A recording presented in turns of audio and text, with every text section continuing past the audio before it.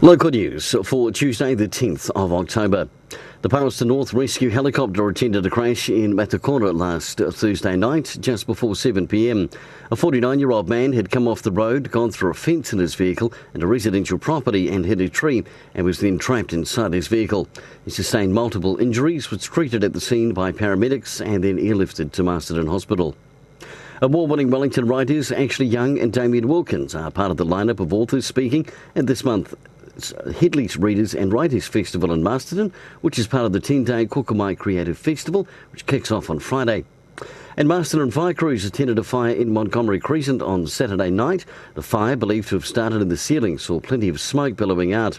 The occupant was alerted by a neighbour, and fire crews were called at around 7:15 last Saturday evening. And the New Zealand Māori Under-18s, which featured Wairarapa College student Sam Smith, wrapped up their program last week with a win over Tonga Under-18s 38-24. For local news and sport, I'm Brent Gare.